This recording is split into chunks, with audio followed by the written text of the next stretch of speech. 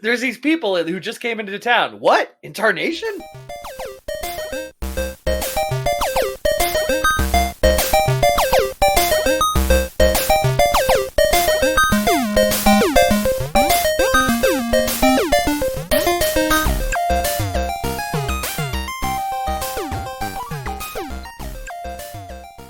Lore Boys here, the internet's #1 fake history podcast, here to pony up and finish a heist. But before we do, we've lassoed in a special someone for one last job.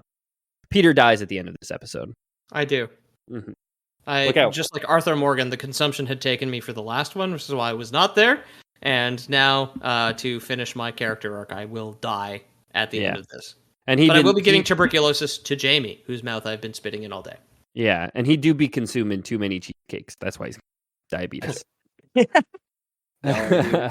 I killed all the consumption. I put an electric gun in my mouth and shot it off to kill the consumption. Just the consumption. A thunder gun to my diabetes away. Yeah. Absolutely. Thanks so much for joining us, everyone. I'm on my second gen, in case you can tell. We're going to be doing a part 2 for Magic the Gathering Thunder Junction, which Peter was not a part of the first time. Before we get to that, I'd like to give a very special shout out to Nail, Hammer Not Included, and Eamon Wallace for joining the Discord. Thanks so much. Welcome. Joining the Patreon, I think. Did I say Discord? I meant Patreon. You're right. I'm on my second gin and tonic, in case you couldn't tell. I made my first one too dang strong. So we're going to be looking at the story of Thunder Junction again. We got a ragtag band of misfits / outlaws who will be looking for the lost vault of Mag Taranau to grab its treasures from under the mandibles of a scorpion dragon, right? Is all this ringing bells, Jamie? Yeah, man, I remember it all. I'm like really good. Like it's like a vault up there. I put everything up there and then I lock it and I don't let any of it out. So it's like some kind of Mag Turbo. Yeah, it's locked up there so tight that I can't even pull it out when I want to pull it out. You know, I have to put in a request. It takes 4 to 6 business weeks, and then I can remember what happened. Business weeks. 4 business weeks. Every 6th and 7th week is an off week. That's the weekend, right? Yeah, exactly. Yeah. So, I mean, that's really the gist of it. If you don't know what the hell I'm talking about, I'd suggest listening to part 1. Honestly. But we'll get through it. So there's 6 keys they're trying to get. They've gotten the 6th key. That's where our episode ended. They did the first heist, the pre-heist heist, if you will. They stole the 6th key from the wall safe of one Bertram Greywater. The pre-cum heist. Don't worry, there's no treasure in the pre-cum. Don't worry. Yeah, don't worry. Yeah. The pre-cum heist can't get her pregnant. Yeah. You guys feeling 6 key like I'm feeling 6 key? Use some 6 key. I'm gonna pre-cum. So Bertram Greywater is the head of the Sterling Company, who is also looking for the 6th key. It's this Wild West Pinkertons, the Sterling Company. There is also Akul, the aforementioned Scorpion Dragon, leader of the outlaws known as the Hellspurs, who has also been looking for it. And basically, we need to get this key, this piece, to get into the vault of Mag Taranau. Yeah, having not been on the last one, I just want to say this ragtag group of outlaws look so fucking cool. I like the neon, like, Native American guy with the robot hands, and also the sexy Medusa lady who has frozen everybody in the bar. Neon Native American guy with the robot hands. He has like the spirits around him. He's an old one. So you've seen him before, that exact picture. He's got the Japanese mask, I guess. Is he from Kamigawa? He's from Kamigawa, yeah. He was in, that is Satoru Umezawa. He is from Kamigawa. Yeah. We did talk about him a bit there. Other big names, I guess, for you, Pete. Ashiok, the guy with the horns and just the smoke between his heads. That is the Y-shaped thing that I was talking about that I liked? Yeah. Sure, yeah. So he is he's like a dream eater. We talked about him very briefly when we talked about New Phyrexia. He gave, not Sheoldred, the other Phyrexian Praetor, Elish Norn, he gave her a nightmare. And like, they don't have nightmares, and I described to you guys the nightmare where like there was like flesh weeds coming up in her perfect mechanical garden. Right, yes. And Ashiok had given her that dream. big player in Magic the Gathering, been pretty active recently. He has put on this heist. He is the one. He's basically said, like, what is in the vault is mine. I will pay you all well for stealing it, essentially. Cool, yeah. A contract like that has never gone bad for anyone ever, and I expect everyone to make it to the end of the episode. Yeah, exactly. So they're hanging out right now. Our crew is hanging out at the abandoned watering hole, the Wildcard Saloon, Ghost Town, Rustwood, where they first met. A young half-fae mage named Kellen, Timothy Chalamet, had just intervened to save his deadbeat dad, Oko, who is the point man on this expedition, the guy who got the crew together, essentially, right? Yeah, the barefoot dude here with the exactly. autumn leaves on his 8-pack abs. Nice, yeah. Very hot. Exactly. And a blue hand. So he's a shapeshifter we learned last time. Annie Flash, the first picture I shared there, the Native American looking woman. She has a magic eye given to her by an angel, which lets her see through any illusion. So she was able to kind of call him out. That's why she's part of the gang right now. She's a Native American woman, and they gave her a Master Chief sword. Hell yeah, right? Dude. Yeah, she does have basically like a Promethean sword from Halo 4 made of like hovering metal shards. It's very cool. and honestly, I've said this before, I think that should be the law. I think every Native American should get an energy sword from Halo. Like a real one. You know what I mean? I think it's only fair. After everything they've been through, it's only fair. They're illegal in Canada, but you can buy them on the reserve, yeah. Yeah. You gotta go to the States to buy one. So, Oko, deadbeat dad, is saved by his son Kellen from the Ravnican mage Ralzarek. How do you shapeshift into a better father? Yeah. He just like shapeshift into Tom Hanks. Yeah. I think it would be nice to do the reverse. Instead of a guy going out to get milk and never coming back, he just turns into milk and then leaves. It's the Kool-Aid man, but full of milk. Got a new t-shirt design, huh? Hey, after my summer is going to be all catching up on merch, guys. Don't you worry about it. Oh, no, alimony. Yeah, he's like crashing out of the wall. You escaped like a courthouse. So Oko, deadbeat dad, our jug of milk, was trying to escape from Ravnican mage Ralzarek. Ralzarek is trying to create interdimensional telegrams, right? Okay. Trying to build a phone line that works across all planes. A whole bunch of other stuff you missed, Pete, about the universe these days. All different now. But basically, the only thing I could think was Alexander Graham Bellish Norn, which is stupid. That's very good. Why you say that too? Don't doubt yourself, dude. That's gold. Just for with a big beard. So our last episode ended. Jamie, do you remember the last thing that happened in our last episode? I'm gonna guess you don't. We just talked about the vault, how long it takes to get information out of there. But did they get another key? Did they get it? No, so Oko was saved by his son Kellen, and Oko basically said like, "Oh boy, it'll be useful to have somebody who trusts me so much," and rubbed his hands together all minute. Rubbed his 8-pack abs together. On their own, he doesn't need his hands, but he just like rub his 8-pack abs will just like move and rub themselves together. Yeah, it's very disconcerting. Like Terry Crews flexes his pecs. It's just... yeah. So after all that, they regroup in the Wildcard Saloon. This abandoned saloon in this ghost town. We see at this point that Kellen has some history with both Ariette, the Charm Witch, and Ashiok, whom we just spoke about, the heist patron. Right. Kellen kind of calls them out. So this is not the first set that Kellen's been in. He is from Eldraine. The Wilds of Eldraine was a set that came out before Thunder Junction. He was part of that arc where Ariette and Ashiok were the bad guys in that set, and Kellen was basically fighting to save his plane from Ariette taking it over and Ashiok taking it over, basically. Okay. Ariette kind of rises, like takes the bait a little bit and is kind of goading him as well. Ashiok doesn't seem to pay him any mind at all. Like doesn't seem to care about him or pay him any. Either way, they managed to put all that aside for now. Focus on the heist. They inspect the key where it's revealed that this thing is old. Very, very, very old.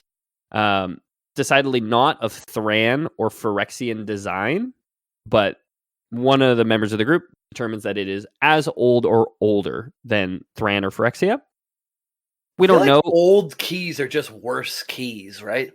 They're just keys with less bumps on them on the inside. To less like teeth. Yeah. Yeah, but not if you have ancient civilizations, right? Right. Like the keys in Atlantis would have been dope, right? Okay, yeah. Yeah, exactly. Yeah, you were just like gushing over that like magnetic hover sword. Can you imagine the ancient aliens key, dude, that they probably got? True. What if now you got me thinking about ancient Atlantis keys, just like a water pick that you use like because it's all underwater. Like the thing they clean between your teeth at the dentist. Yeah, exactly. I think the modern conspiracy around Atlantis is that it was a coastal city that is now underwater, right? Pete, you should know better than me. I feel like. I think that's Graham Hancock's thing. Is like he's like, yeah, it was a city and now it's underwater. That is it. He says they it's have either. keys. He's got three things because I watch a lot of debunking his shit because I find his stuff interesting, stupid, but the debunking stuff is very funny. He's got the three. He's either it's under the Sahara, which is mostly unexplored because it is incredibly hostile, under the Amazon, which is mostly unexplored because it's very dense, or coastal and sunk now. And there's the thing there's is a great too, debate between him and a real archaeologist named Flint Dibble, which on made up Joe cartoon. Rogan. Yeah, on Joe Rogan, and his dad used to be an archaeologist, and he's like, my dad did that research. My dad did. I was talking about him this week, actually. The only episode of Joe Flint Rogan you Dibble. could learn a fucking thing from is this debate because he has a real guy with an education on for the first time, and he is an archaeologist actually named Flint Dibble, and I was like, Joe would find the one cartoon archaeologist to debate the Atlantis guy. It's so good. My friend who just visited, his cousin became an archaeologist, and he was telling me how much could there be more to do in archaeology. I'm like, oh, actually, I know. Flint Dibble told me there's been they use satellites to do surveys, and they have so many sites that they want to dig up, but they can't right now because not enough funding and all this stuff. But it turns out Earth is big. You know what I mean? Yeah, exactly. Earth is big, and we've been around for 100,000 years. But the problem with the keys is Graham Hancock. He's always trying to push his own agenda, and he says the old keys were just cocks going into hands. So right, yeah. His actual thing is the fact that this old key is super old, except for the fact Graham Hancock has never found a key, and his evidence for Atlantis is the fact that no one has found enough evidence to disprove its existence, which is insane, obviously. Yeah. Well, yeah. Cock in the hand is worth 2 chickens in the bush. Yeah, 2 Atlantis. So I Earth history notwithstanding, we do have at least on ancient civilization, which we know of, the Thran Empire. We talked about them.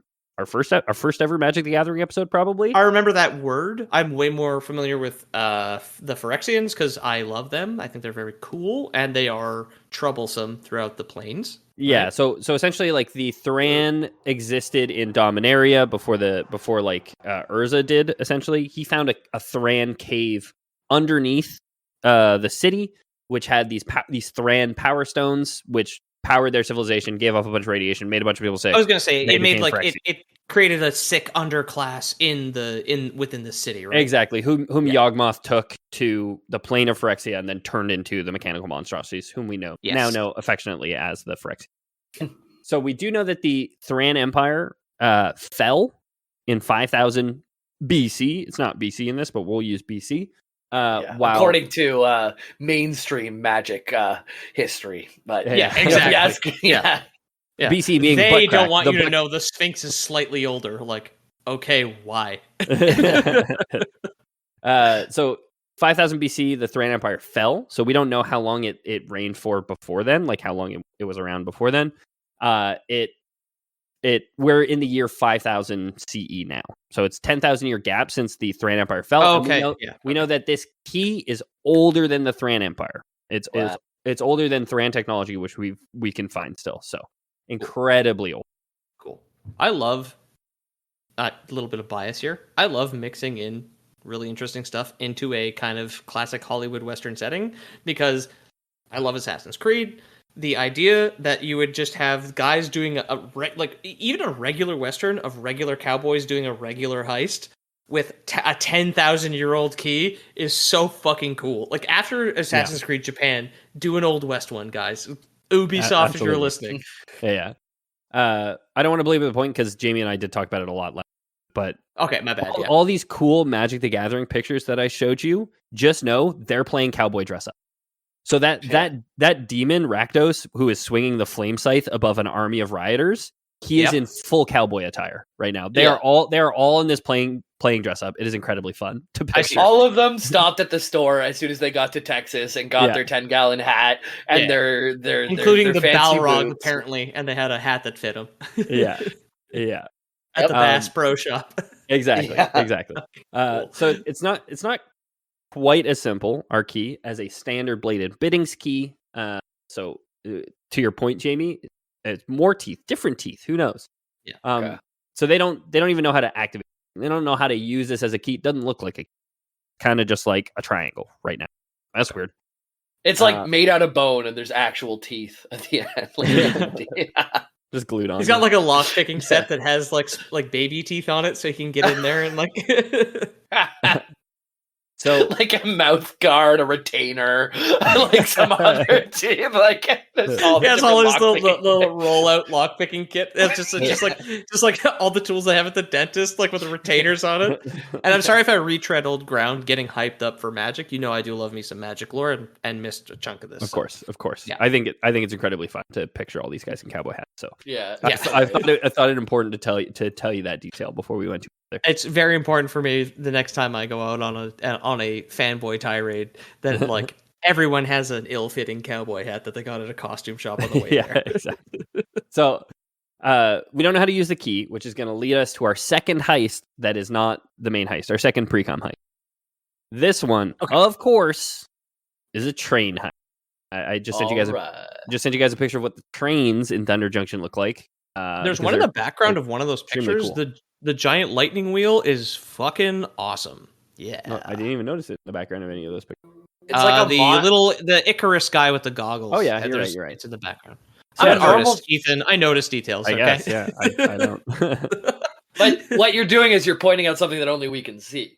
So we let's be podcasters, and it's like giant wheels. Instead of having two rails, it's like one rail, and there's just one giant wheel in the middle of what is a train, right? It would have to still be two rails because the giant saw blade covered in lightning has to go through the middle. Yeah, I thought it'd be like some type of magnetic thing where it's kind of jammed onto the side, but I see what you mean. Oh, that like a water wheel? That's true. Yeah. Who knows how it works? Anyway, it's very cool. Giant gear in the center, clearly lit up with electricity.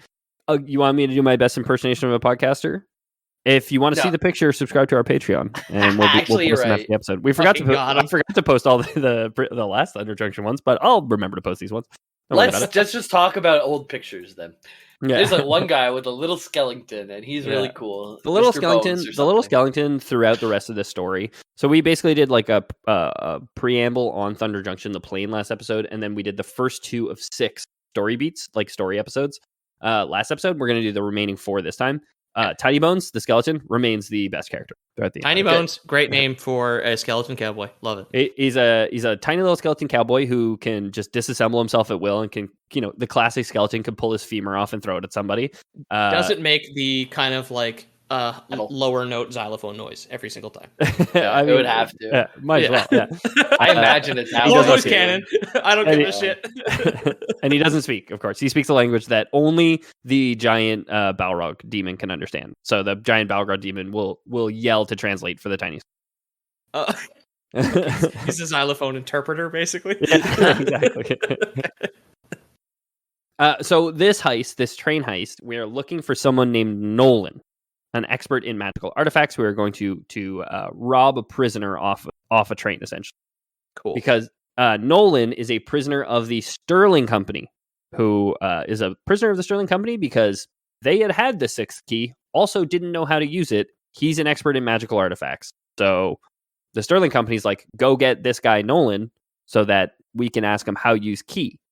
Our outlaws say, let's find that guy Nolan so we can ask him how to use key. Joker, where's Christopher Nolan? We need to find him right now. He's just got a skeleton communicating through xylophone noises tied to a chair in a warehouse. Just a bunch of oil drums all over the place. So we'll mostly gloss over this train heist. It's your standard train heist. They blow the bridge to force the Does train it work to or does it go awry? Do they get him? They get him. They get him. It Classic. does. I mean, Perfect. of course, it goes awry. It does not go off that hitch. That would not be very right. So they blow the bridge to force the train to slow. Except they raise an army of ghouls on the train, one of whom eats the brains of the conductor, so it eventually shoots over the edge of the bridge, which is it not going to plan. They summon the army of ghouls too soon. Weren't planning on it eating the brain of the conductor. No one's there to stop the train. There's a standard betrayal in Kellen's deadbeat dad, Oko, betraying his trust by not caring about the innocents involved and then abandoning Kellen to the Stillwater Company. All boilerplate. This could have been a 1960s Western. You know what I mean? Right. Wow. This could have been written by me, an idiot, in my spare time. You got me thinking about conductors or engineers and how both of their job titles could be another job. Like, yeah, like a conductor. I'm sorry, do you not steer a train with a tiny little dainty wand? I assume like the bridge engineer came after the train engineer because it's engine ear, right? He's a guy working the engine. That's what he did, right? So I assume that he came first. Then they copied. Yeah. We need to slow this down before we come into town. Please contact the string section at the back. So they regroup at a small campsite. They tend to some wounds. They enjoy some cowboy stew, and of course, they interrogate their new prisoner. It's not a pleasant interrogation, I guess, as far as interrogations go. Your comparison to him being tied to the tiny skeleton being tied to a chair in a warehouse is pretty apt. I'll send you guys a picture of what it looked like when Ashiok read his mind, I guess. Ariette, the charm witch from Eldraine, charms him, so he's like very placid, and then Ashiok used that opportunity to rip thoughts out of his mind. It's burned away a big chunk of his hat, which is probably not great for the hair underneath. Yeah, probably. Or for the costume, yeah. Oh, yeah, they'll never get their deposits back. The wardrobe. So Kellen has yet another "Are we the baddies?" moment. This is like kind of he joined the crew, but he was like a good guy, just like he had a job here. He's just looking for his dad, and then he finds his dad, who's the leader of these outlaws. Suddenly, like, I guess I'm an outlaw too, but didn't really feel like it. He had saved all the people on the train by like using vine magic to like hold the train long enough that everyone could get off before it craned off. Like Spider-Man. Yeah, exactly like that. Yeah. Annie, who is pretty heavy in the story for the first two chapters, is pretty absent during all of this first part. Her primary role during the train robbery was to be a getaway driver with her flying horse fortune, and she ended up staying behind for Kellen. So she's like the only person who stayed behind for him as the Stillwater Company was showing up. He's trying to stop the train. The Stillwater Company is arriving to shoot them and kill them, and she hangs around long enough to get him out. Okay. She's the only one who kind of hung back for him. Particularly Ashiok, whom I said before, Kellen had a troubled history with. All that whole trying to overthrow his home after the Phyrexian invasion was over. I mean, the purple magic demon that just has smoke for a face is, I don't think, the most trustworthy thing on the planet. But... There's something about him that gives vibes, right? Like, yeah. It's the lack of eyes and the lack the of dream weaving half of a face. Yeah, exactly. And then the ripping thoughts out of a guy's head, the trying to take over my home plane. I don't know. Something about him. I can't put my finger on. I would say like I don't want to be that guy to judge a guy based on his looks. But as the guy with only the bottom half of his head and black smoke coming out of the top of it, is he really trustworthy? Those two big black curved horns coming out of his cheekbones. I don't know. Yeah, I talked to a glass of milk earlier, and he was pretty chill. Yeah, but I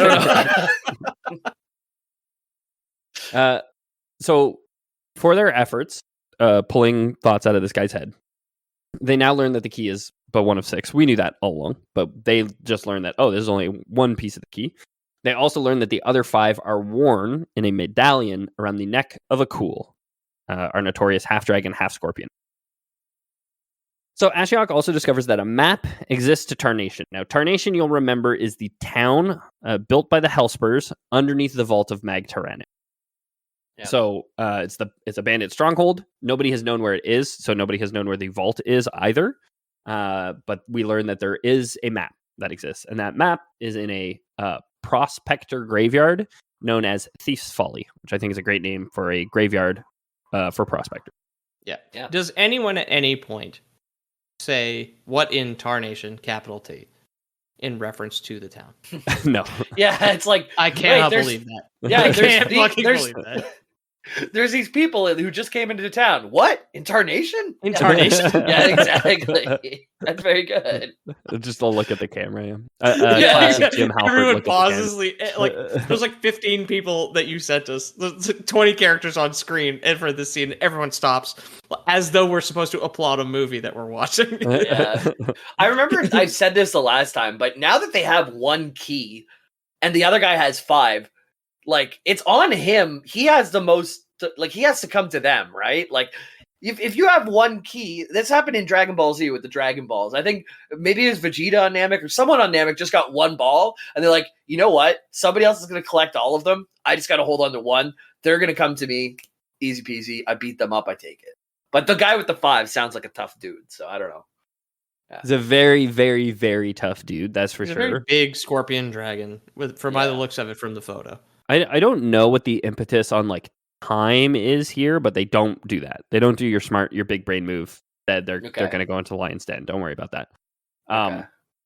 So to get the map, we'll do They have some to more return the glossing. hats, right? To get Yeah, the exactly. So they can't just wait for the scorpion dragon to come. Right, yeah, exactly. Like, well, I don't want to do the heist if I can't wear the bandolier.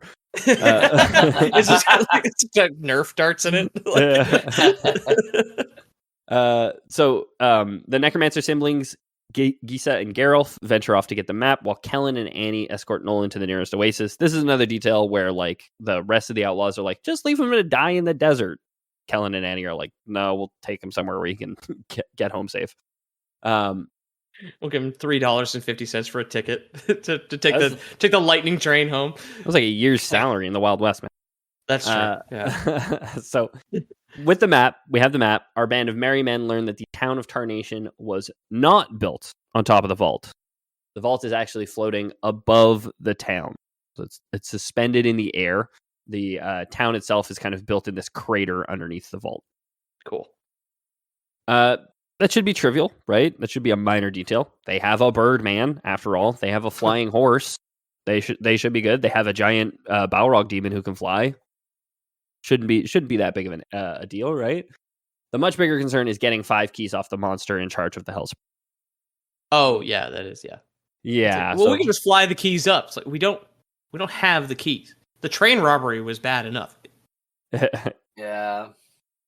Did you say he keeps them around his neck or something, or did I imagine that detail? Yeah, he had a medallion. Yeah, he keeps them in a medallion around his neck. I did bump you don't see the medallion in this picture, but I did bump the picture of what this guy looks like.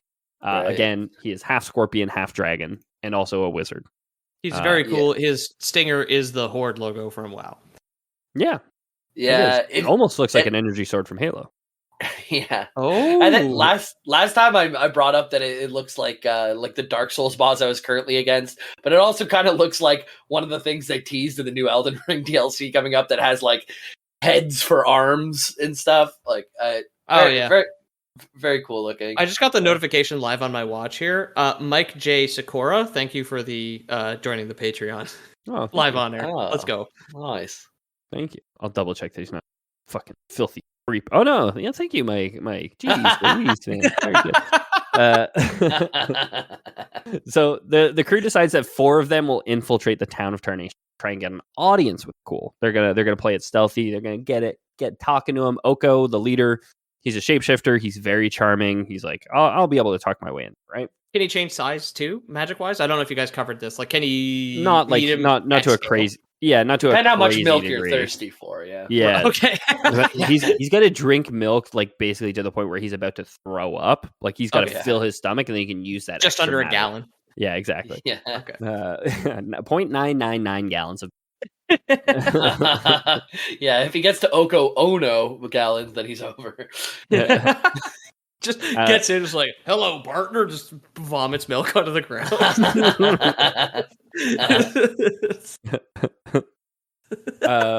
Barkeep, I'll have some cookies, please. They should have cookies at bars. That'd be a good idea. Oh, hell yeah. So Annie used to run with the Hellspur. She wasn't a Hellspur, but she was she had her own ragtag band of outlaws. They had done some work with the Hellspurs in the past. They got betrayed. Her nephew got stabbed by a Cool. It was a thing we talked about. She figures she can identify one of the higher ranking members of the Hellspurs if she gets into Tarnation, and they can follow that person to a Cool, right? So in all, the 4 walking into the Lion's Den will be Oko, leader, shapeshifter, charming guy, makes sense. Vraska, the assassin of the group, the Medusa Gorgon lady.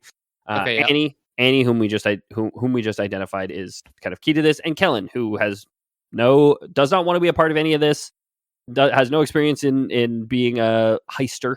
Is he the reluctant hero? Is he like the protagonist of the arc here? Yeah, I think so. Like, okay. Again, he has been looking for his father, who is this fey creature Oko, who we don't know where Oko is from. Stopped by the Oko is a planeswalker, I should say. Stopped by the plane of Eldraine at some point, knocked up his mom, left, and he's been kind of just looking for his dad. So yes, absolutely, he found his dad. His dad was being chased by the law. He, in that moment, decided to save his dad rather than his employer, Ral Zarek, and now he's just been kind of like tugged along this whole time. He's one of the 4 that's going to go into Tarnation, which is weird for him, weird for everyone else in the crew. Everyone's like, "Why are you doing this?" And Oko's like, I got a use for him. Don't worry about it." Okay. So I have a quote for you guys from Akemi Don Bowman's Finding Tarnation. An enormous rock with sharp, jagged edges hovered in the sky. Clouds swirled around the tallest spire as if caught in its orbit, while lava flowed from the edge, pooling into the twisted rivers that moved through Tarnation. It left an angry hue on every surface, glowing like the embers of a newborn fire. Mag Taranau, the vault. A maze of warped rock foundations wound through the city below, surrounded by a circular canyon. Buildings made of solidified lava rock and sharpened bits of wood were everywhere, and animal bones framed many of the doors and windows, illuminated by the colorful lantern hidden inside. So that's a brief description of Mag Taranau and sort of the vault that we're going to see. Picture here for you guys somewhere. Pretty cool. But yeah, so they get to Tarnation, and they have entered Tarnation, and they are walking around for a little bit, looking for where to go. They stop at a few taverns. They don't find anyone. It seems like very big. There's like several taverns. I guess there's just like an army of fucking Hellspurs. I don't know. They go up to the barkeep like, in Tarnation, like as if he's like an info desk at a tourist thing, and the barkeep's just like, don't ask it like that. It cut your first he's heard it 1,000 times. Like, haha, yeah. There's the sphere that hovers above us. I suppose you could go see. Pete said what in Tarnation, not just in Tarnation. For some reason, Discord cut out the first what, but yeah. Oh, really? Yeah. Mm-hmm. Yeah. Bastard. So yeah, I mean, they're kind of walking around. Annie does eventually recognize somebody from a Cool's inner circle, a woman by the name of Twist Fandango, which when I was writing the script, incredible. So it's funny you say that. When I was writing the script, I was like, there's been so many good cowboy names, and here's such a shitty cowboy name. And now I read it this time, I was like, no, that's great. I don't know what I was thinking when I wrote that in. So I was like, isn't that an old game, Grim Fandango or something? Grim Fandango is a game. Yeah. I actually own it. They gave away the remaster on GOG at some point. Never installed it, but it's been on my list of things to do for like a decade at this point. It was on PS Plus in like 2017. It was the only reason I played. And it was a game where you just went and talked to people until you got a new dialogue option, and then you had to go to talk to everyone again to find a new dialogue option. Rinse, repeat. So it was a lot of talking. A fandango is a lively Spanish name. Oh. So you guys a picture. Grim Fandango is like he's like a travel agent Day of the Dead spoof thing. I know the concept of it. Mm.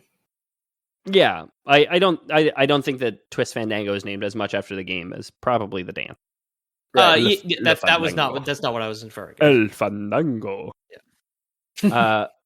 So they find a member of a Cool's inner circle, Twist Fandango. They tail her to a nearby tavern where Kellen immediately boners it up. Real dildo that he is. Blows their cover almost instantly. There's like all this talk about like it's an outlaw town, you know, everyone's like so rough, and he sits down at a table, and then like a couple Hellspurs show up. Like Oko goes to the bar and he goes to do something, like no one else is there. He's just there alone at the table, and somebody comes up and says, "That's our table, punk." Yeah. And he it's goes through like the swinging doors, vomits half a liter of milk directly onto the floor. Exactly. Yeah, sitting there, he's like, "Well, I don't see your name on it. He's got like a glass of milk just like shaking so much it's spilling all over the place. Like,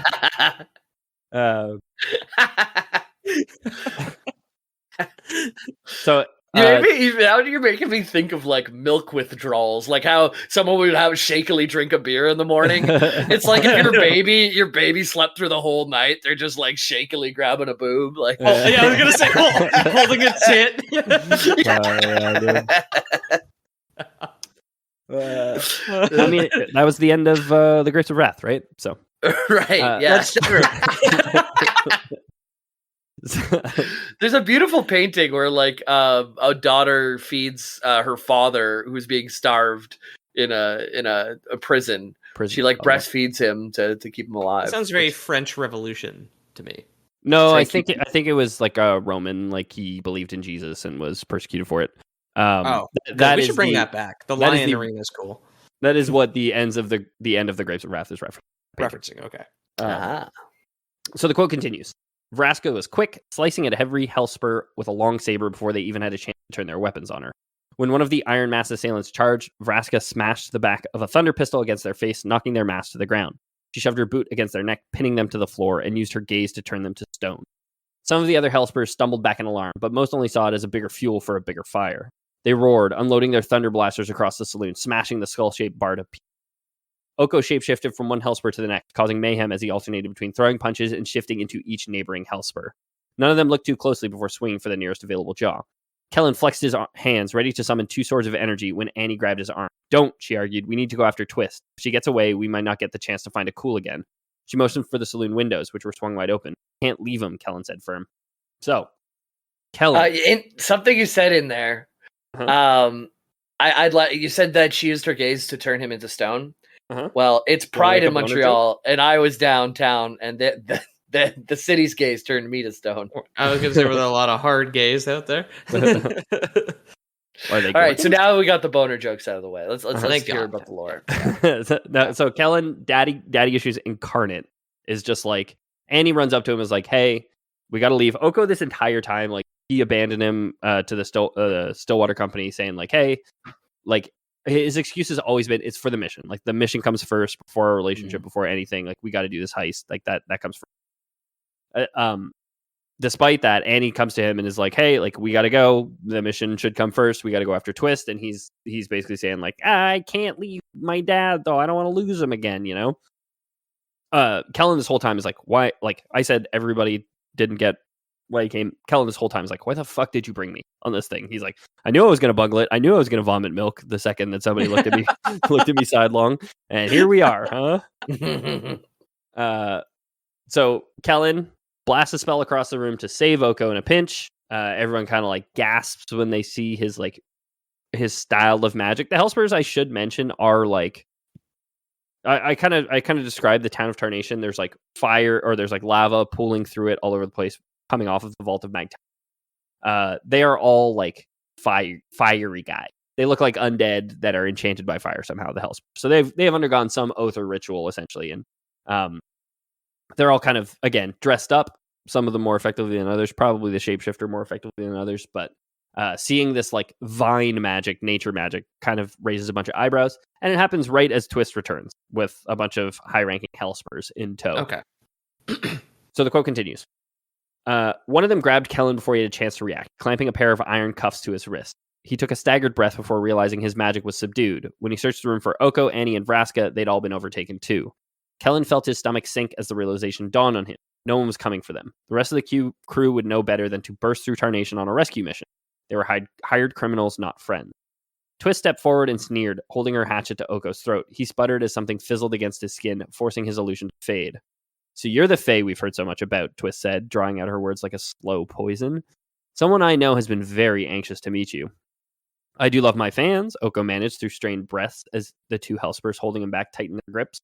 Twist turned to the others. "Tie him up. They're coming with us. Akul wants to deal with these trespassers personally." Ooh. So their mission to get in undetected and get to Akul and schmooze him might not be going as well as they could have hoped. I mean, It's not going the worst because they are going to be granted audience with a cool, and that's where they want it to go, right? That's kind of the thing. And you might think a lot like Oko, huh? Remember when I said he had a reason to bring Kellen?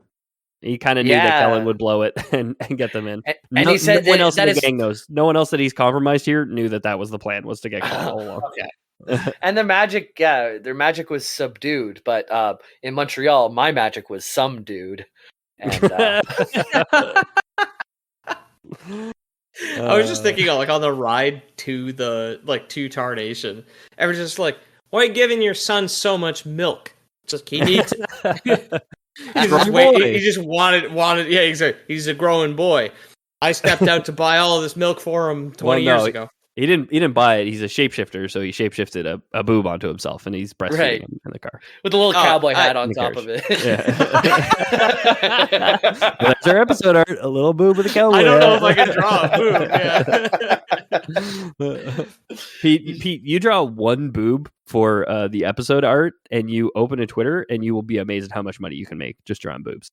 One time I feel like you drew me a Pikachu Jorkin it or something like that. No, I did some blue stuff for us before. Yeah. In private, personal you guys commissions have for had James and myself. Yeah, that was the real Thunder Junction, man. Yeah, that's the real Montreal pride. I'll do as many boners as you want for your Twitch page, JB, in a couple of weeks. Perfect. So they get hauled to a quarry at the bottom of Tarnation.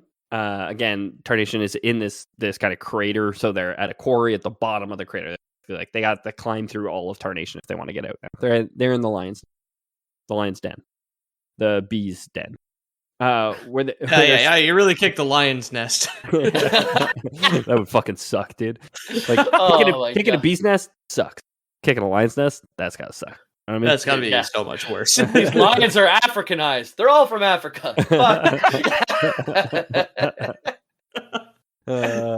So they're strung up until a Cool arrives to not only interrogate them, but to lift the 6th key off of Oko to add to his medallion. So Oko had the key on him the whole time. Feels like an oversight. A Cool then lets them know that he'll be torturing them a while before disposing of their corpses into a pit to be forgotten. I'm glad there's an itinerary. That is wonderful. That's not very cool at all. It's all puns tonight. I'm here for it. Yeah. Kellen, feeling a little guilty for the whole blowing their cover and getting them caught thing, challenges a Cool to some Mano a Scorpio combat. Okay. He's essentially like, hey, you want to torture us? Well, like, why don't you 1v1 me, bro? A Cool. What is the size difference here? Because the picture of huge. Cool, he seems Cool. Tremendous. He's a dragon. Yeah, exactly. Huge. But he's also like one of his parents was a scorpion, which is a less massive animal. Oh, true. Right? Yeah, true. So I don't know if that would have had to have been the scorpion in that scenario, I think right? So, yeah, sure. It's like with dog breeds, yeah. Although, unless you've got like plenty a of regular bugs. sized scorpion with like a giant dragon like baby like sleeping on its back, like scorpions, right? I do feel like plenty of bugs will like burst as they give birth, right? To like their young. So maybe that's just but how do you impregnate it in the first place? You would just have to like drench it in dragon cum or something. It could be like a fish. They just come on eggs, dude. Oh yeah, the salmons go upstream from the magic school bus. Yeah. The circle of life, my friend. Life finds a way. Nature's fucked up. A lot of animals, for some reason, just don't bone. Dude, Jeff Goldblum was talking about a dragon fucking a scorpion when he said that. My God, he did. Guys, I told you in private that I was worried about pregnancy, and now you're saying how easy it is to make babies, and it's really driving me. Yeah, a scorpion and a dragon could do it. Well, you didn't come on the eggs in her fridge, did you? Jamie, no! Open the fridge for some cold water. See, like most of a carton of eggs. You're just like, oh no, she's ovulating. Like no understanding whatsoever. Yeah. After I jerk off on the eggs, the carton of milk transforms into a man and runs away. My beautiful just crashes through the wall. Yeah. Kellen's feeling guilty. Everyone's like, this is a death sentence, challenging him to 1v1. I mean, to me, it's like, well, you're all going to die anyway, so like maybe not. But a lot of the, like Annie in particular, is like, we'll find another way to escape. Maybe don't throw your life away like this. Yeah. Right. If you die first, we can't all escape, and then otherwise we all die at the same time. A Cool doesn't take the bait, but they get him with the cowboy classic. What are you, yellow? Basically just say like, oh, what are you, a coward? You're too scared to fight this whittle Tiwamishi Shawome. Are they gonna fight at high noon too? They're gonna fight at high midnight, my friend. Oh, spooky noon. This is a twisted mind. The twisted minds of Guillermo del Toro couldn't come up with such a thing. Yeah, for you it's Magic the Gathering. For me, it's Normal the Gathering.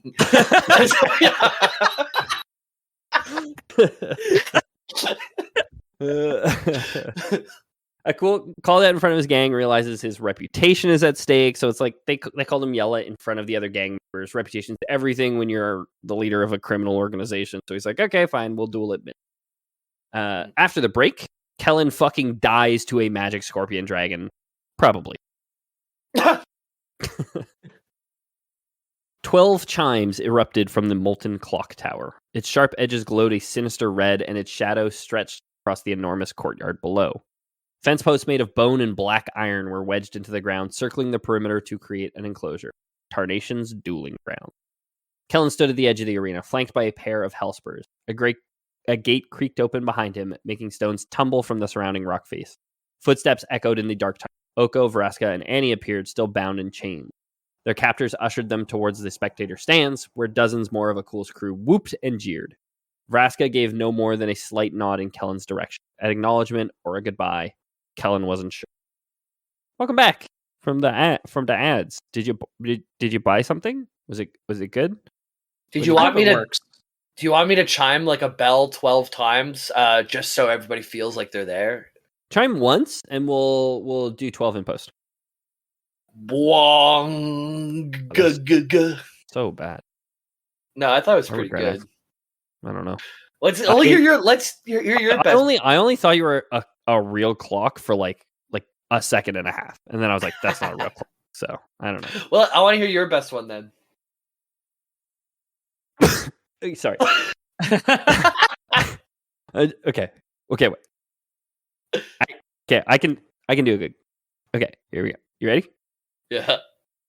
Well, okay. Let's get on with the story. It's okay. Let's do you remember the episode where if he doesn't go? That means I don't have to, and no one needs to find out that the three of us have never heard a bell before. It reminds me of the episode where we breathe out and then try and scream, where you just go completely. Oh yeah. See, that sounds more like a bell to me. Yeah, that was more bell like, and that one was me. I did that. I did the bell. Wait, no. So Kellen is squaring off against Akul after midnight, and the only advice he's gotten is from Annie, telling him to fly away as soon as he gets a chance and save himself. The fight does not go well, not for the first little bit, at least. Akul is probably a dozen weight classes above Kellen. The Draco Scorpion has, in the past, swallowed thunder, which you guys will remember is the extremely destructive magic native to this plane of Thunder Junction. Right, it's basically the replacement for gunpowder, from what I'm gathering. Well, I mean, it is just magic. No, so it doesn't. The guns don't shoot bullets; they shoot like arcs of light, essentially. Yeah. Okay, so sorry, that's what I was putting together. There is because they've got their lightning revolvers, basically. That's it. And like the thunder itself, like Ralzarek, who's trying to create interdimensional telegrams, he's using the thunder as like a good thing to power the whole system, essentially. So that's why he's here looking into that. Yeah, the thunder is the power. The lightning is the resist. What are ohms? Fuck. You measure resistance in ohms, I believe. Wait. Yeah, I remember what are ohms? Yeah, there was something in class in high school they taught us. It is like the thing pushing the electricity is the watts. The ohms is like the resistance, and then there's one other thing. Well, amps is the thing you're looking for. Ohms is a measurement of ampere. Oh, and volts or something too, or resistance. I don't know. We got a couple of electricians in the Discord. Ohms is resistance for sure. But anyways, yeah. Some guy just getting distracted listening to us fuck this up, just electrocutes himself. You know what? It's all magic, right? It's all magic. Hot wiring a forklift, right? Yeah. All to say, Akul is very, very big, previously established, is dragon, is scorpion, literally swallowed destructive magic just so that he could like open his mandible, shoot it out every now and then. Cool. Every spell. With all the talk about keys earlier, and now you got me thinking about forklifts. It would be cool if you could just put a fork into a forklift and it worked, right? Oh my god, dude! Why don't they do that? Why don't they do that? It doesn't make any sense. I swear, capitalism has ruined the human brain. Yeah, it honestly that they think you can own a forklift, like it's so ludicrous, man. Dude, That something as beautiful and majestic as a forklift could be proper. You know what I mean?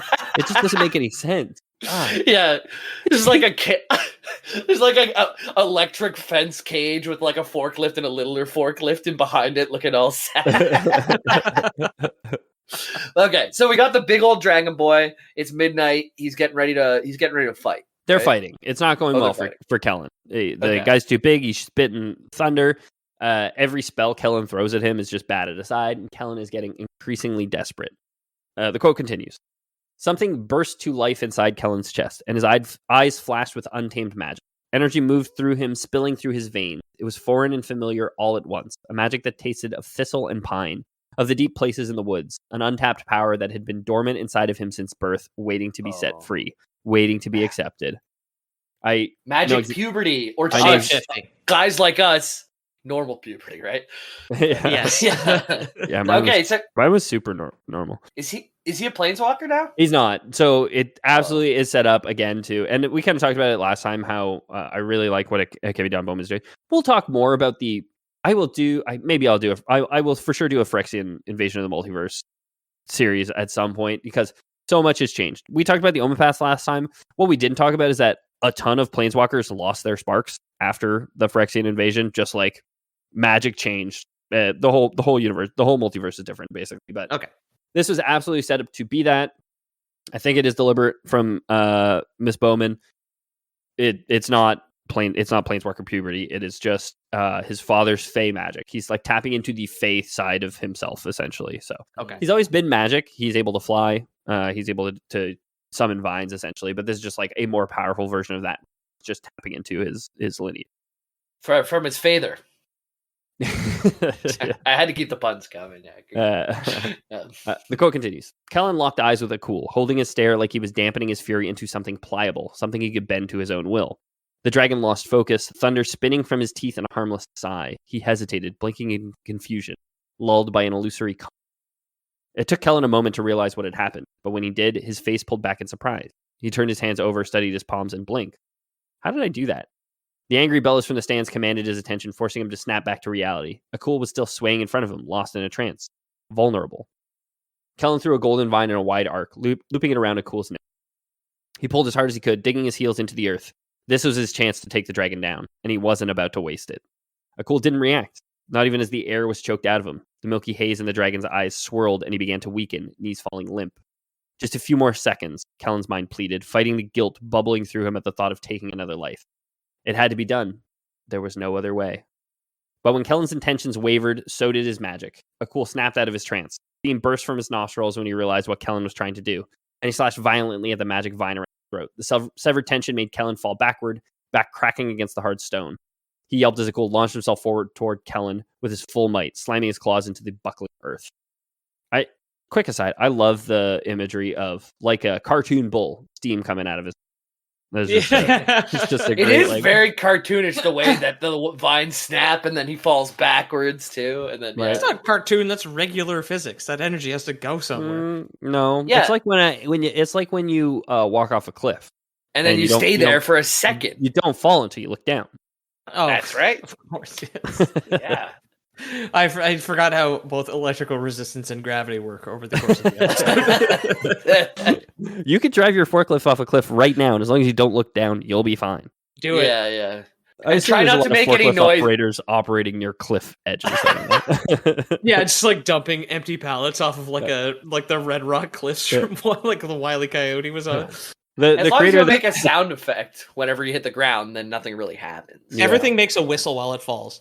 That's it. Make sure to bring a little sign that says like "uh-oh" or "oops" with you, so you can just like, hold it up if you are gonna fall. Does OSHA give those away when you join like a union? Like the yikes sign on the stick. It comes with your forklift certification. You get a little sign that says "yikes." 0 days since last yikes. The quote continues. Kellen was wedged beneath him, unable to move. Enough, a cool snarled, bit flying through his teeth. Schnurred. He raised his fist, talons arced and ready for the kill. This ends now. A blast of thunder hit a cool in the neck, making him rear back in alarm. Kellen flew out of the way, gold dust erupting from his feet, and found a corner on the opposite side of the arena. He crouched low, heart beating out of his chest, and searched the ridge for the source of the attack. Cresting over the hill was row upon row of mercenaries. Their silver armor reflected the thunder crackling along their weapons, and in the center was Ral Zarek, eyes flashing as lightning built in his palms. The Sterling Company had found Tarnation, and they had brought an army. So the cavalry had arrived. Literally. The government. Incarnation? Yep. What in? What in? What? Incarnation? Yeah, exactly. It is. What? It's like the Lionel Hutz with like putting the red commas in afterwards. Like the government, the cavalry's right. What? Incarnation? The cavalry has arrived. What, incarnation? No, of course not. The cavalry has arrived. What? Incarnation. Yeah, exclamation point. What? So the cavalry's here, and while there's not enough honor among thieves to prompt their fellow heisters to come save them, the Sterling Company was also after the vault had arrived in time. I don't know if I included in the script later on, when we find out that Oko had planned Kellen to tip everyone off, we find out that he also tipped off the Sterling Company as to the whereabouts of Tarnation. Okay, so he's like triple crossed everybody at this point? Yeah, I mean, it's essentially like he just didn't tell the outlaws. He still plans on just completing it with the outlaws in tows. I guess he just like didn't trust them to not fuck it up or to not try and change the plan or something like that. Yeah, all right, yeah, it's kept it so close to the chest, but narratively, it's pretty great. Narratively, it's more interesting to have it happen this way. I sent you guys a picture of some Hell Riders. You can see their fire magic as the Greywater or the Sterling Company shows up to kill him. I like this like futuristic armored magic cowboy with just a regular ass lasso going up against a four-armed burning cowboy. I'm telling you, man, everyone is playing dress up. So one thing that you did miss last episode, Pete, is that there are these things called Omen Pass now. So there are tunnels that anyone can use to travel between planes. So you don't need to be a planeswalker to travel the Blind Eternities anymore. Oh, they socialized the spark at this point? Exactly. And Thunder Junction, the thunder in its name comes from the magic, which we just talked about. The junction comes from the fact that there's a ton of Omen Paths which lead here. Cool. So there are people from like every plane which have come here. So that's why you get these crazy mashups of like this guy wearing the futuristic, like he has like an NCR Fallout helmet. He's on horseback with a lasso. Exactly. Yeah. Cool. And the cowboy hat is on top of everything, as it should be, as God intended. Just like on the booby. I'm gonna look into to figure out a way if we can get a Lore Boy branded titty cowboy hat. Oh my god! If you've got the 10 gallons to fill it out, you call me. Now that's what I like to call a milk daddy. That's a good bra cup, right? It's a 10-gallon bra. So Oko and Co grab the key, which had slipped off Akul's neck in the mayhem, and they make a break for it. Where Kellen catches a couple strays and gets left behind yet again. So they're making their way out. Kellen gets intercepted. Oko once more is like, no, leave him behind. I said I didn't know if I included it in the script. I did a paragraph later. So he's the one who led the Sterling Company to Tarnation, planning for them to be captured while ensuring the raid would come late enough that they'd be able to steal the medallion. Like it's going off without a hitch in Oko's mind, right? If one bastard son has to be left behind to face justice, Sterling Company will probably hang him. Whatever, so be it, right? Yeah.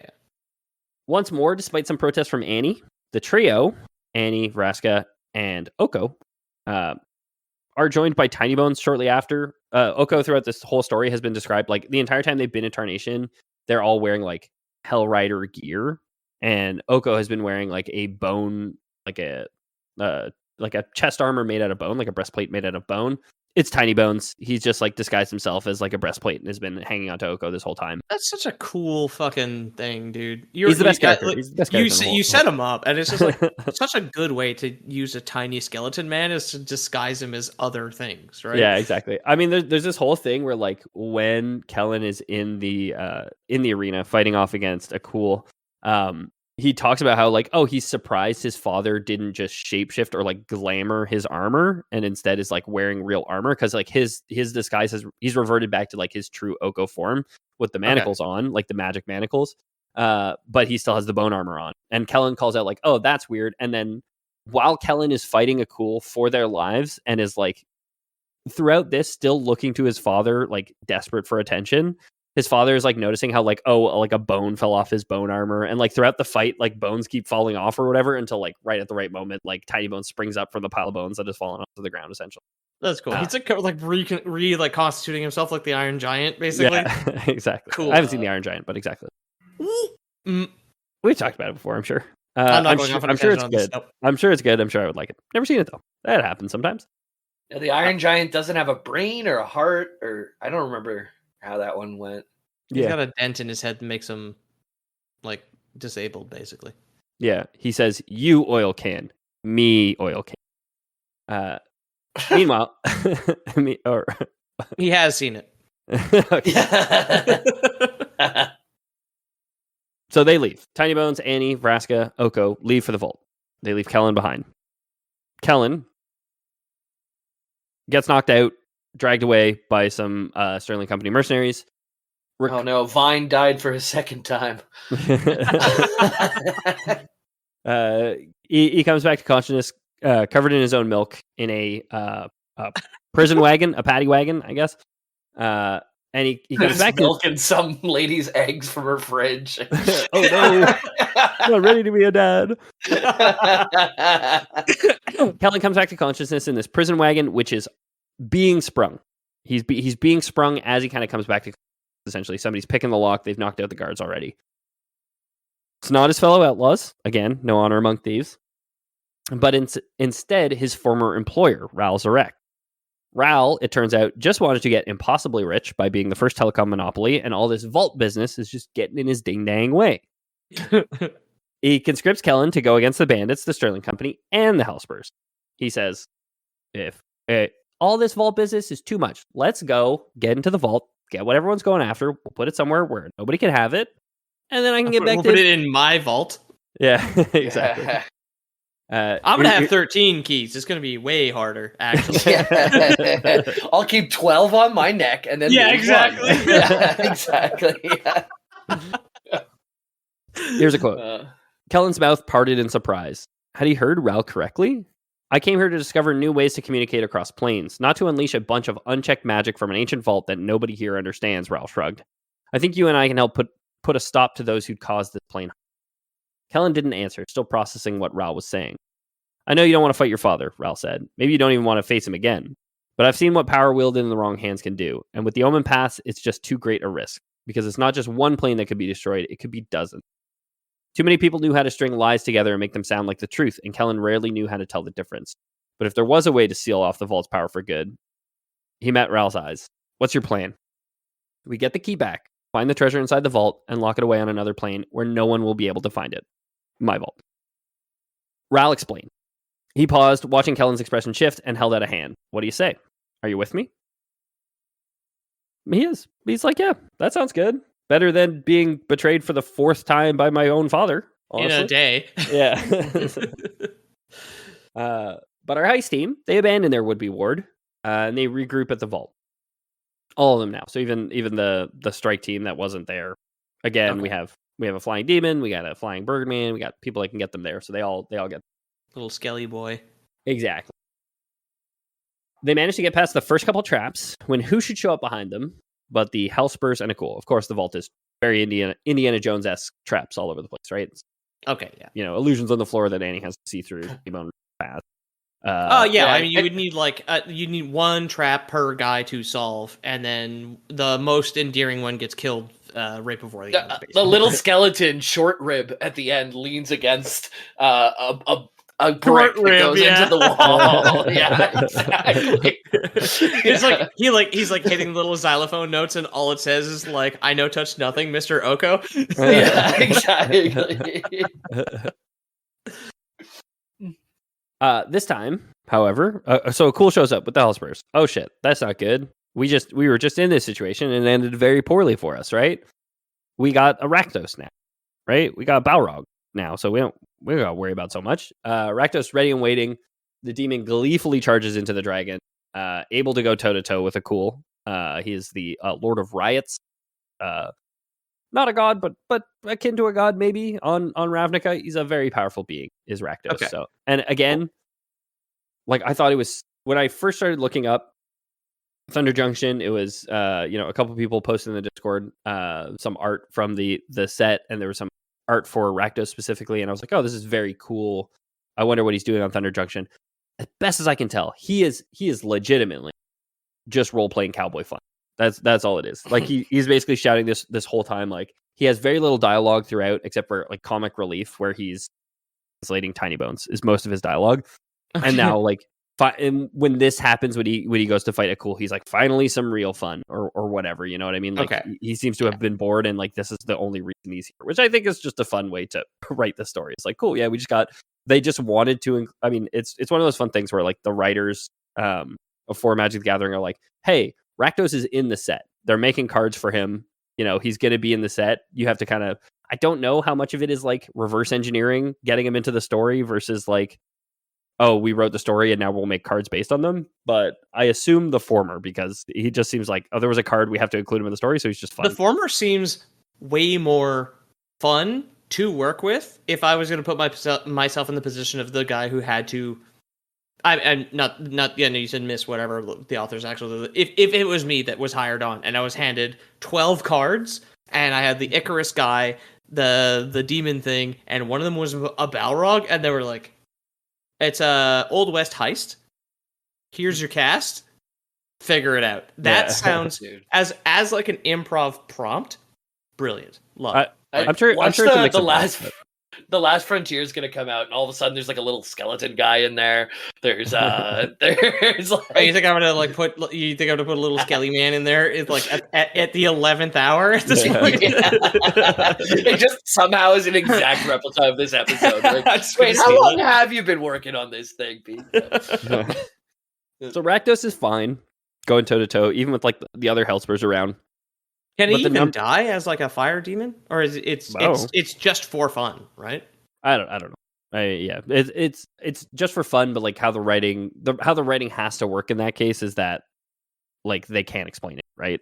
Like I think it ruins the magic of it. If anything, again, like I think he was a very serious ruins character. the normal, of course. Yeah, that's it. I think when they first wrote Ravnica and they first introduced Rakdos, which was 15 years ago, maybe more, who knows? Like he's a very old character in the canon. He was probably taken very seriously and all that, but now I think he's just been around long enough that like, hey, yeah, he's here, he's his character. He's not gonna die in an arc where they're not treating him so seriously. You know what I mean? Right. Like he would have more story beats if he was pulling in a bunch of classic characters to do a heist is such a good fucking idea, man. It's great. Yeah, exactly. I think it's a lot of fun what they did with the they took a lot of planeswalker sparks away. They opened up these omen paths, so like other characters who couldn't previously planeswalk, like Rakdos wasn't a planeswalker. He was a very powerful demon on Ravnica, but he's not a planeswalker, so he was only ever on Ravnica, right? So it's very fun to have this like, anyone can kind of go anywhere. And they have the omen paths, which also let them say like, well, not anyone can go anywhere. You have to have the omen path that goes to a specific plane, and then also omen paths will change and might like just completely detach from a certain plane, so maybe nobody can get there. So like they've left themselves a lot of creative room to tell whatever story they want. It's more limitations that create more creativity. Like if a planeswalker could just go anywhere at any time, that can become uninteresting too, right? Because, exactly. Why don't they just show up there or whatever? Yeah. Why doesn't Jace come and solve this problem or be in this story? You know what I mean? Yeah. Why doesn't Jace fix all our problems? Exactly. Yeah. So despite the fact that Rakdos is doing fine, the Hellspurs are pushing back the rest of the group. Despite their expertise, they're all very accomplished killers and heisters in their own respect, but there's just too many Hellspurs. So they're getting pushed back towards the vault, right? When the vault door finally pops open, Oko and Vraska head down as a duo, leaving the rest to cover their back. Just in time, of course, for Kellen to arrive. I didn't know how to picture this scene in my head. I don't know if there's another door that they went in that they didn't cross everyone else on their way in. I don't know how it worked, but Kellen shows up in the vault like it's very Kronk from the Emperor's New Groove. Oko and Vraska like, how did you get here before us? And he's they're there. I don't know. It makes no sense. Yeah, the curtain they pull down with the map on it, basically. Yeah. Here's a quote. Oko removed the key, inches away from the ancient mechanism. The light shimmered in acknowledgement. Time to find out what you're hiding. A golden vine shot towards Oko's wrist, wrapping itself around his hand like a lasso. The force yanked him backwards, sending the key skittering along the floor. Kellen stood at the top of the stairs. A flicker of magic still thrummed at his fingertips. Oko blinked, unable to hide his surprise, but Vraska was already moving in. The moment Kellen met her gaze, she turned him to stone. Wait, Oko lifted a hand instinctively when lightning flashed through the room with a crack, making him recoil. He shook his head, fighting the bright haze, and realized Ralzarek had appeared at Kellen's side. So Ralzarek's also there, which we knew, ready to protect Kellen. Ral recognizes Vraska. Jamie, you might remember in the last episode when Ral had been chasing down the group, Oko, like he came across Oko in the street after they had stolen the key, and Oko dropped his disguise essentially when he recognized his son. So Ral started chasing them. The only reason they got away was because Vraska showed up, and like Ral was just like, Vraska, what the fuck are you doing here? Essentially, Vraska was originally from Ravnica, I believe, where Ral is from. Got trapped on Ixalan. Anyway, there's a whole story there. She reveals that she needs whatever is in the vault. So she basically says in that moment when she's arguing with Ral, like I don't have time to explain. I need what's in that vault, which is a surprise to Oko. Again, it's Ashiok who'd sent them here. Ashiok had said, I get whatever's in the vault. You guys will all get paid for it. Vraska this whole time has been like, yep, sure, I'm just here for a paycheck or whatever. And she kind of reveals to Ral that, like, no, she wants whatever's in the vault, and she knows what's in the vault, which Oko does not know what's in the vault. Does anybody? Because I don't think I do. Ashiok seemingly does. You certainly do not. There's treasure. The audience, right? Yeah, exactly. And there it is kind of this moment where Oko, who a lot of the story like is kind of happening. It's not happening from his perspective, but we are getting some stuff from his perspective. Particularly anything to do with like what is in the vault or what is the vault is usually coming from his perspective, right? So like the fact that he now does not know what the fuck Vraska is talking about when she's like, I need whatever's in the vault.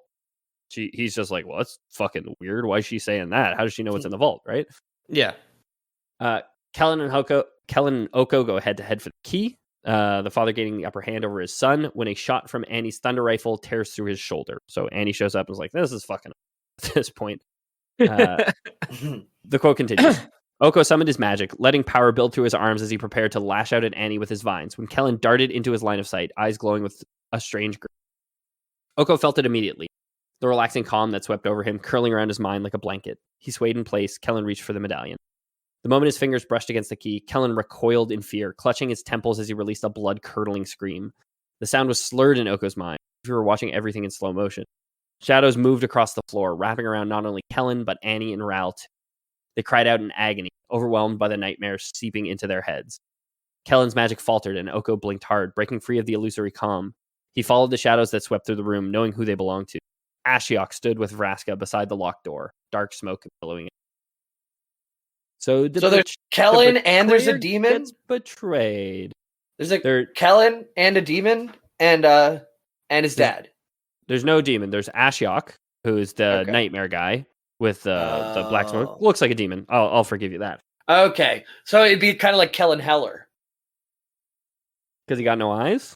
And no, because the demons where the hells come from. I don't think I think she could probably smell. Okay. No. And the blood curdling screams. No. She couldn't smell, she couldn't feel, she couldn't talk, she couldn't see, and she couldn't hear. She was deaf, dumb, and blind, I thought. I thought she could smell. That's the pinball wizard.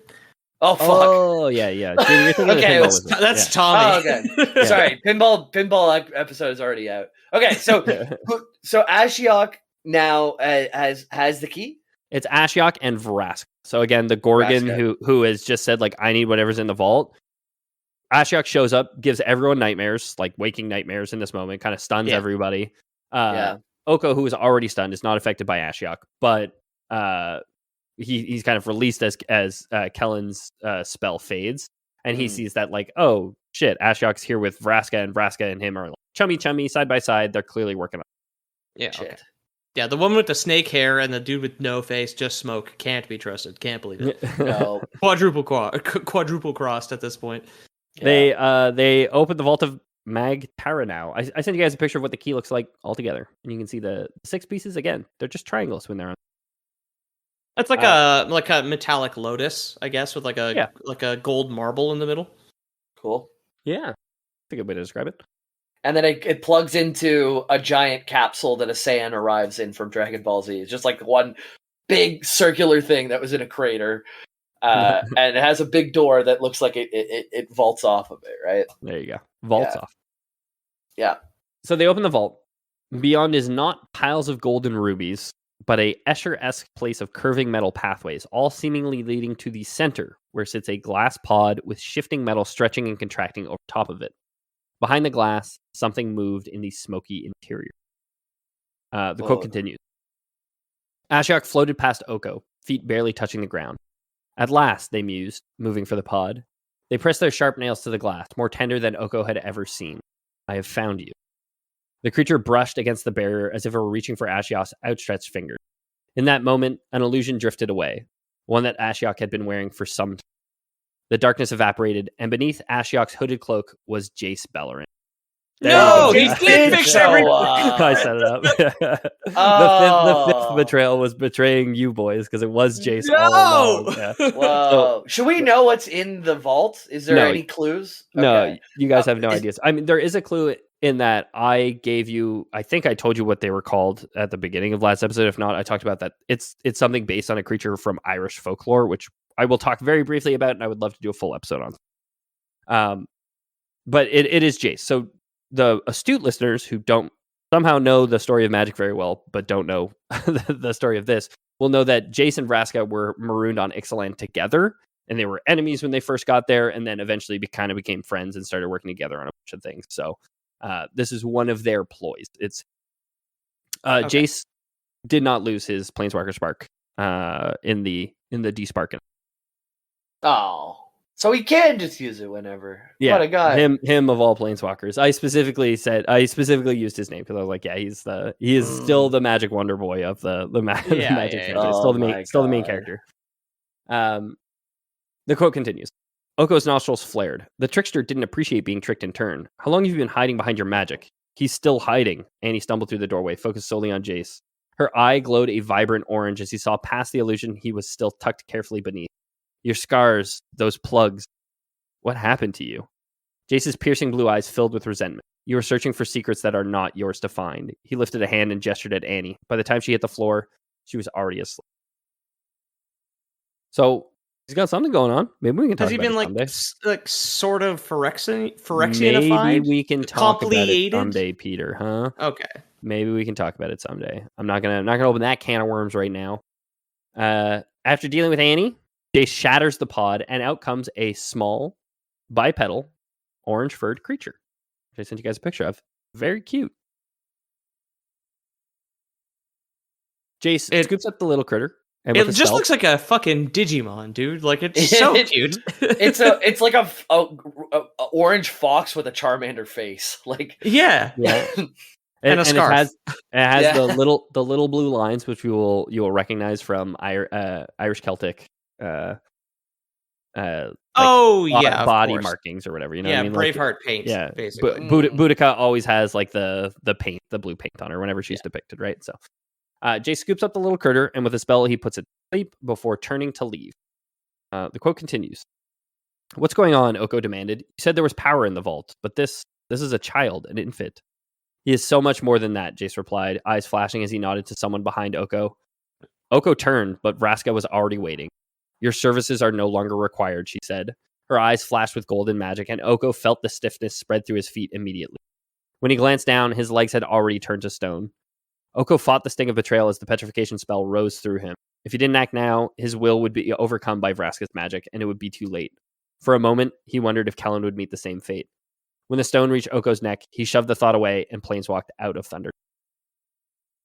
He doesn't die. We do find out his like shape-shifting magic lets him kind of like shed the stone, essentially.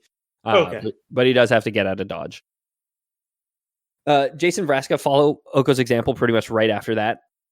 Just as Kellen's kind of finally catching up into the room, Jason and Vraska planeswalk away. They leave with the creature, of course. Kellen runs up to Annie, who'd been dropped by Jace's sleep spell, right? With the treasure gone, the vault begins to collapse. He gives her like a good shake and a slap, wakes her up, and the crew peel off, taking flight. But not before Annie and Kellen, the two stragglers, for dramatic effect, of course, get ambushed and enraged a cool.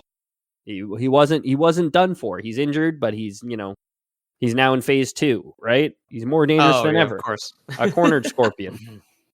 Kellen finds the magic which had come to him in the last duel, and this time controls it, blasting Akul with some mind control spell, and basically just says, like, turn around, bro. Walk back into the vault. And Akul just kind of walks back into the vault as, like, the door collapses. It's just sealed in there for presumably all time. Yeah, it's an Indiana Jones ending where, like, the Nazi lady falls into the chasm. the chasm, exactly, that opens up with the Holy Grail in it. Exactly. You wanted the treasure within the vault, well, let it be. And Kellen's like, my conscience is absolved because I didn't kill him. I just left him to starve to death in a sealed vault. Magtaro now falls out of the sky, devastating the Hellsburg capital, Tarnation below it. As for what was in the vault, well, it's an ancient race known as the Fomorians. But that lore and how it ties to Irish mythology will have to be for another day. Heard the word Fomorian multiple times before in other fiction, so that's you dated an Irish girl who loved Ireland.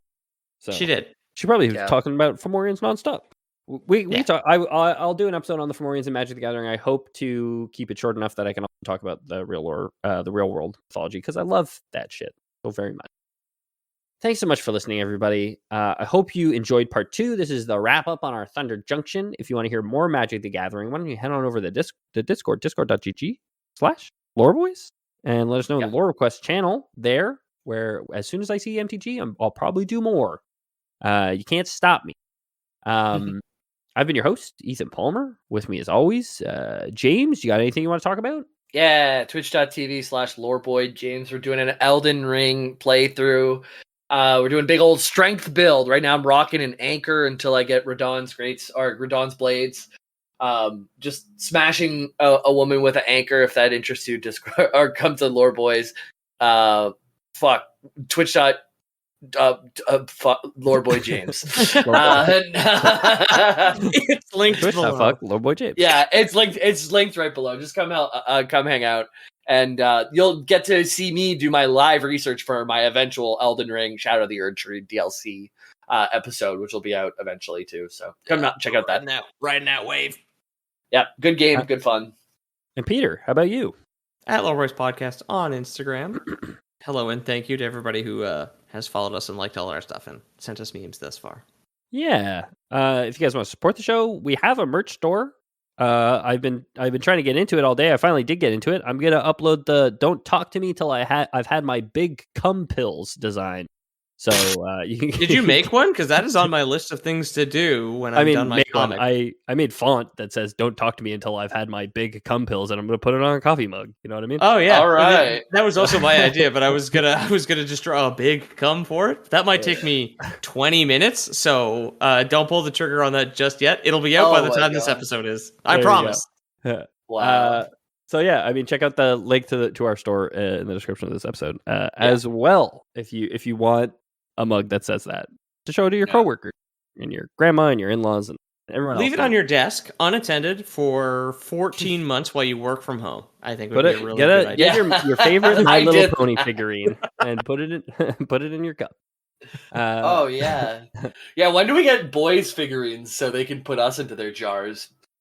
As soon as we figure out a way to distribute it, I think. Okay, cool.